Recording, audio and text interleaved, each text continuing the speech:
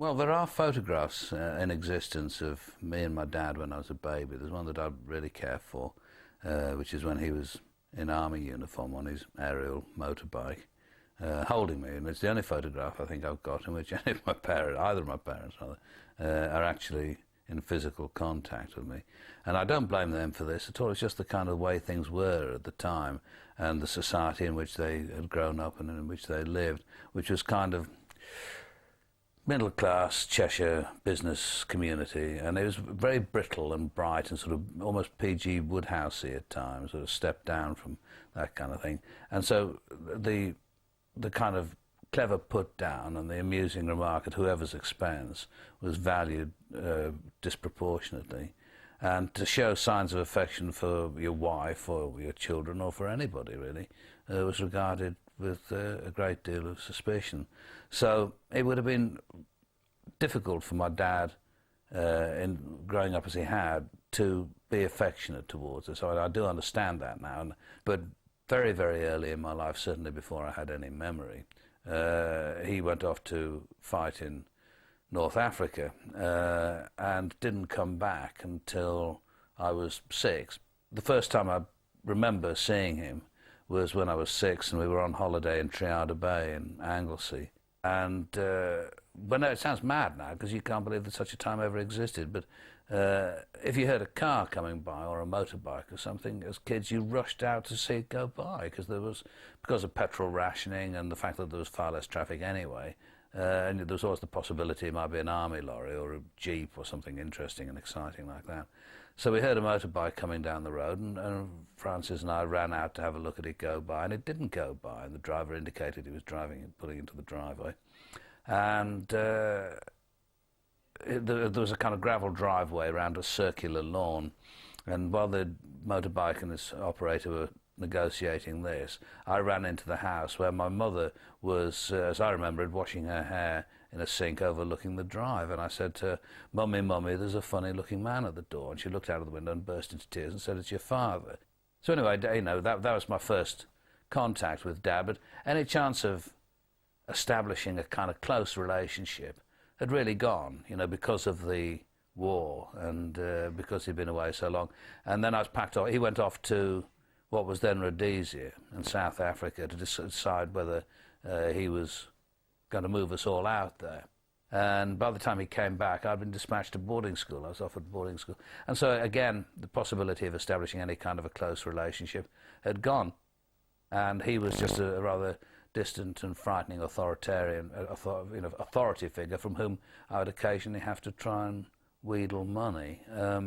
That only beat me once, and that in its way was much more terrible than the regular beatings from my mother or the regular beatings that I got when I was at school, because I'm not stopping Francis, because he drew all over the walls of the dining room with a fish fork.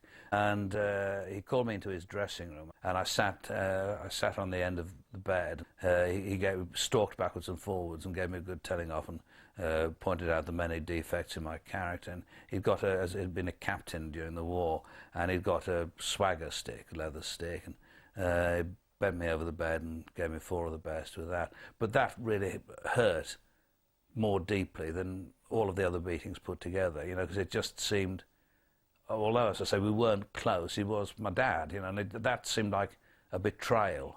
You know, when I look back at it now, it seemed almost like a denial of the relationship that should have existed between us. But once we missed the last bus, we had to walk from Neston, which is about 4 miles, which obviously is an immense distance when you're like 8 or something. And the whole way back, as far as I recall it, and I think Francis would agree with me, my father lectured us on the importance of regular bowel movements. And I've sort of deliberately ever since made sure that I go at different times of the day. But I mean, it's you know, it's extraordinary that you kind of boring, and though that was, I kind of rather treasure that walk, trudging through Little Neston and Ness and along the high road and so on, you know, talking about bowel movements or listening to Father talk about bowel movements. A golden moment in my childhood, really. So you got out of the army, you went to America, you came back from America, and started, working essentially in London. Mm. What happened? Did you have a relationship with your father in this period? And what was your relationship with him when you came back to London after being in America? Well, essentially, after I came back, which was in 1967, I was then on the pirate ship for 2 weeks out of 3, and saw very little of him. And he'd spent his whole life living in what would in effect be the sort of stockbroker belt of Merseyside, if such a thing's imaginable. And in quite agreeable surroundings and in some comfort and so on. But he'd always yearned to live right out in the country. And he moved to this extraordinary house in a beautiful setting in North Wales. Absolutely beautiful place, and you could climb up the hills behind the house and be like a mile from the house looking down into the valley, and there were no other buildings in sight, and it was all just fields and woods and streams and ponds, and it was gorgeous. But he'd only been there a couple of years when he found out he had cancer, and only a few months to live. He encouraged me to go and visit him, and we had one just magical night together. He was bedridden by this stage, and my dad had got these photo albums of holidays and of the 1930s essentially. And I went and sat on his bed. I sat next to him. He was sort of sitting up, with pillows supporting him. And we looked through these books, and we were just laughing about who's this and sort of describing the situations. And he was so sweet. I should cry too. He was so sweet. I just thought, why couldn't it have been like this all the time? Why does it have to be now? Why just this once? Because it really was just that once.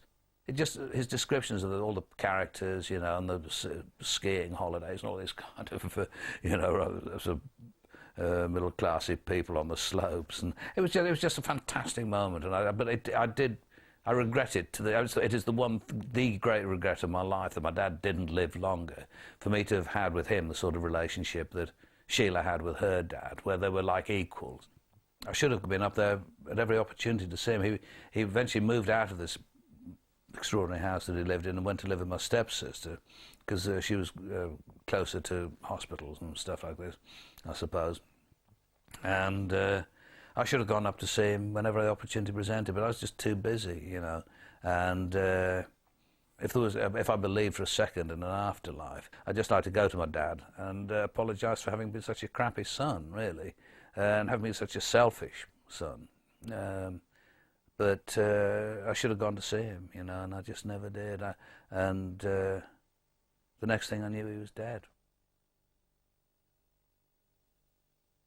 I've found that the older I get, the more I miss him. But then, which I think actually might be slightly morbid, I'm slightly worried about the fact that I know this, but on the 20th of February 2001, I'll have outlived him. Now, is it morbid to know that? Probably is, isn't it? Psychologically damaged. Yeah. I think when you're waiting for them prior to the birth of your first child, you know exactly what they're going to be like, and you know exactly what they're going to do, and there's a rule book, and you know exactly what it is. It's not written out. I imagine with some people it probably is written out, but you have it in your head. And of course, from the moment they issue from the womb, you can just tear it up and throw it away, because they're not going to do it. And it seemed to me very symbolic that William, who's obviously adore him, but he is fabulously idle. And he had to be taken out of his mother with a pair of pliers, which really set the pattern, in my view, for his subsequent behaviour.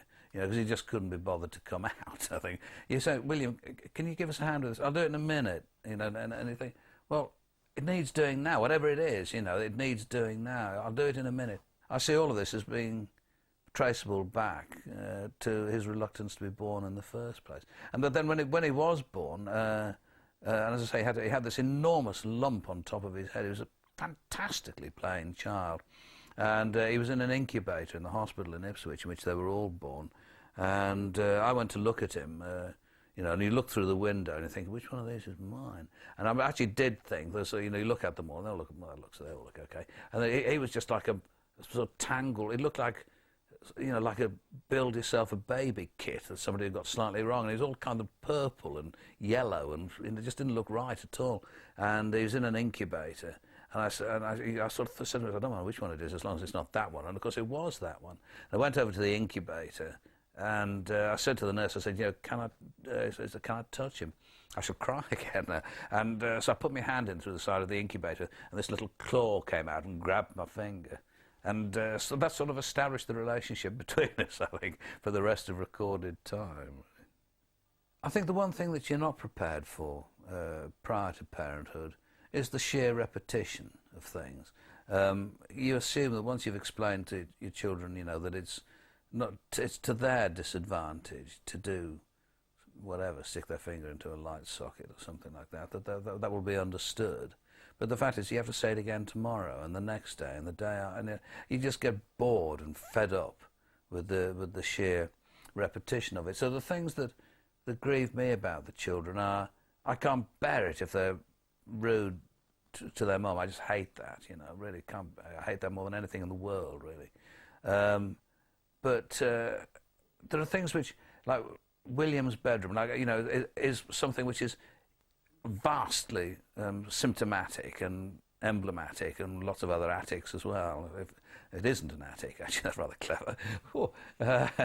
Goodness me, I never thought of that. But it's become an instrument of control for him over me, and I don't think it's my anxieties over his room are any attempt by me to impose some kind of element of control on him. Again, it's more out of consideration for his mother, because he's always been untidy. And I mean, I'm untidy. I can live with untidy, but when it sort of veers over into dirt and slovenliness, and I can't exaggerate how awful it is. And people, when I just try and describe it to people, they think, oh, come on, it's just an ordinarily untidy room. It isn't. It's much more than that. It is disgusting, frankly, and it smells as much as anything else. Because, I mean, like, if he uses tissues, and he does that down here as well, but if he uses a tissue, whatever for, he just throws it on the floor.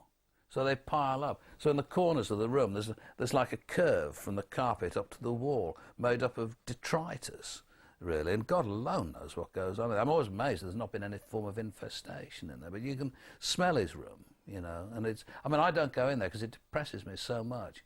And but it's always been, because he knows that he's won. If there is a battle between father and son, he's won it, and it's his bedroom that's won it for him. Because however I try and reason with him or plead with him or say whatever arguments I have, and you see, I lie awake at night, and wake up at 4 o'clock in the morning, try and think. What form of words can I use that would explain to him how it grieves me? And I spend a lot of time trying to find stuff to, for all the kids. I find records that they might like, magazines they might find interesting, little objects and things. And if I give them to William, I know they're just going to end up on the floor of his room with tissues piled on top of them and dirt, bits of pizza and stuff like this. And I think it just,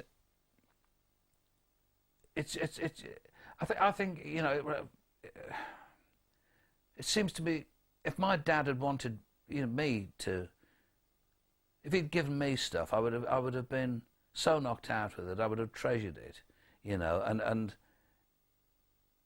if I had understood from him that living the way that I did, really offended him and really upset, I think I would have responded more positively. And so it's just that I can't understand why it is so important to William to just keep his room in the mess that it's in. And what I should say, I should encourage you to go and film it, but that wouldn't be fair to him, and it wouldn't be done with his permission, and it would be holding him up to ridicule, which I really don't want to do. But and it sounds mad. You think, what a shallow man. But it is important to me that before I die, William understands how much the state of his room has grieved me over the years. And it's gone on for 20 years now. I think the time will come at some stage, and I don't, when he will feel bad about it and think, actually, I really should have In the same way I feel bad about the way I've behaved towards my dad. But I think in some way I feel it's some kind of punishment for the way that I was as a kid.